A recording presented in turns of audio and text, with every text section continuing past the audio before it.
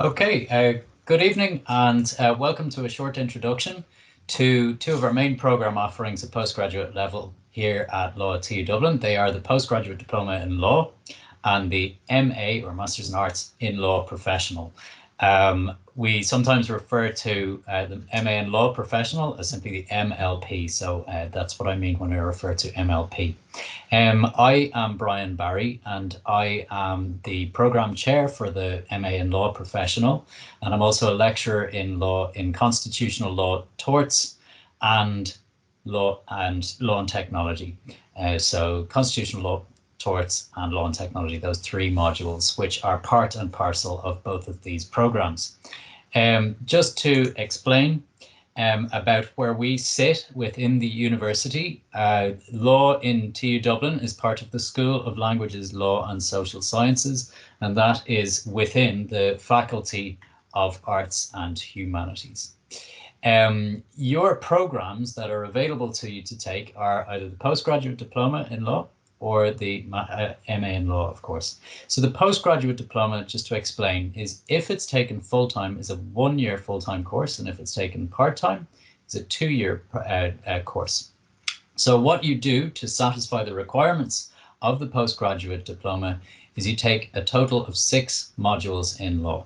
One of these is obligatory, legal skills, and there are 5 additional modules of your choice.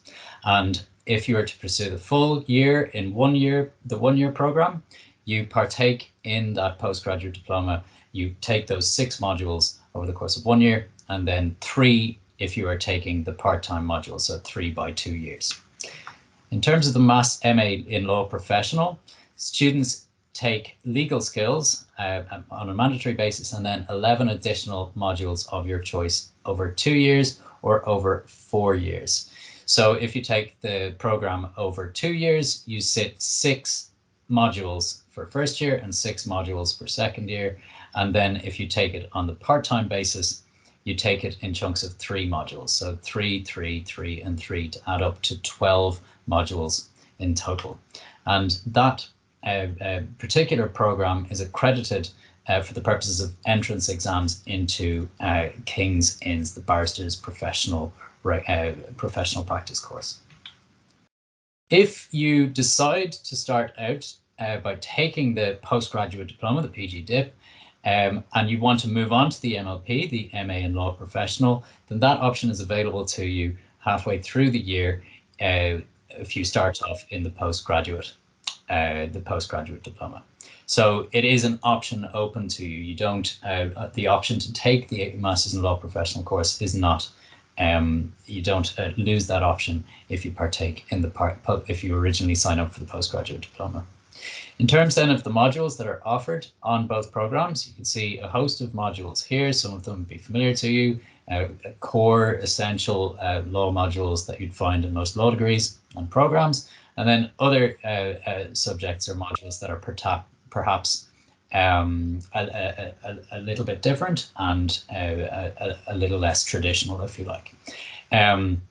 You must take, as I mentioned, the legal skills module, and then it is open to you to partake in whatever modules that you see fit and suit your career needs or your learning needs.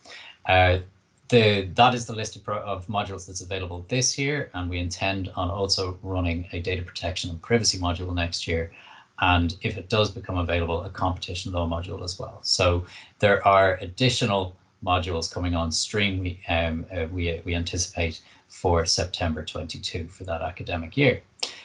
So you can see a full spectrum of modules there, and in recent years we've decided to align ourselves with of course the technological aspect of Technological University Dublin to pursue modules in, for instance, law and technology and data protection and privacy, to name but 2. So a wide range of options available to you if you're pursuing the FE1s, or if you're pursuing a career to train as a barrister, then of course you would be minded to take the subjects that align to those needs. So if you're taking the FE1 exams, of course, we satisfy all of the FE1 exam subjects, as you can see here. In terms of just to give you a sense of the workload involved, there is a great deal of independent learning required. Class time is generally approximately for each module 50 hours. And then that means that for every hour, and they are generally held in 2-hour lecture slots, that you pursue an additional 3 hours. So 50 hours class time and 150 hours independent study is a guideline for the kind of effort and workload that you can anticipate. We draft the timetable in advance of the academic year in August, but it is released to students in early September. And what we try to do, particularly for the postgraduate programs, is to condense as many modules as we can into a handful of days, 2 days ordinarily. And if you have questions or around the timetable, please do send them our way and we'll be able to answer them as best we can on the basis, of course, that we won't have a finalized timetable until the start of the academic year.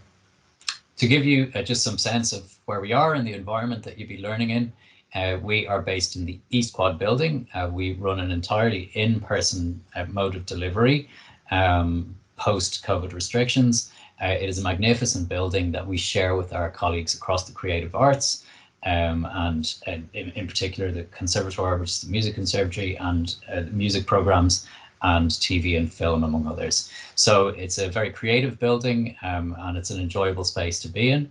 And we are also, that building itself, in terms of where it is located on the Grange Government campus, is situated quite close to what you might describe as the legal quarter of Dublin. We're within short walking distance of the forecourts of Blackhall Place, where the Law Society is based, and King's Inns and the Bar Council's offices. So we are very close and nearby to the main professional bodies and the main buildings where law happens in Dublin, and that was an important part of where we located ourselves within the new Grange Gorman campus. Just finally, just to give you, I suppose, some sense of how our graduates do, we generally find that graduates of our programs, they tend to do very, very well indeed. Postgraduate law students tend to have a skill set and a degree of experience behind them that suits them as they go to pursue law, and we find that they do rather well indeed. So I welcome questions now, having completed this short presentation on our two programs, and thank you very much for your attention indeed. If you'd like to put any questions in the chat function, I'm happy to respond to them here. Thank you very much.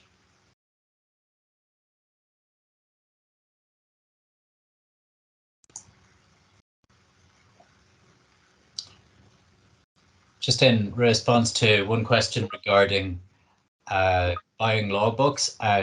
Law books are notoriously expensive, and we try to ensure that there aren't any obligations, I suppose, on students that they feel that they must buy textbooks.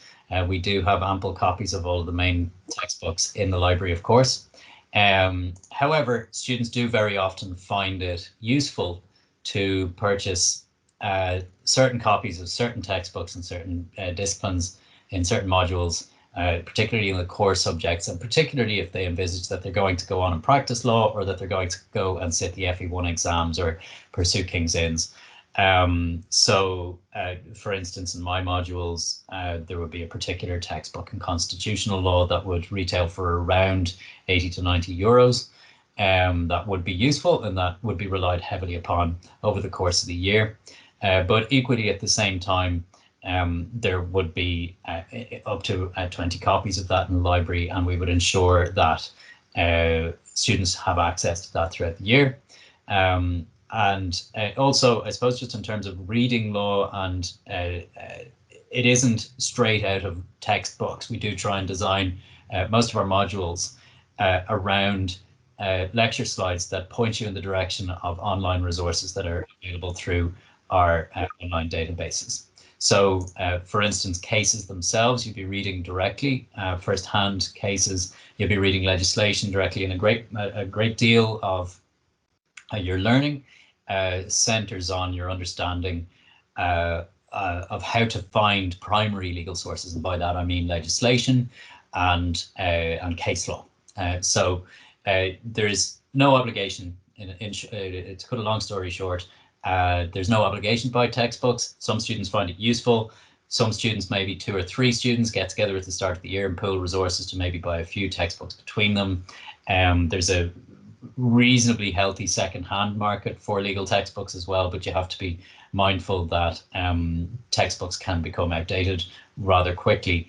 And if you buy a textbook that's dated 2010, for instance, that will be 12 years out of date, and there will be a lot of developments since then. So it's a case of cutting your cloth to measure, but you don't need to set aside a huge budget by any stretch to ensure that you're not at a disadvantage.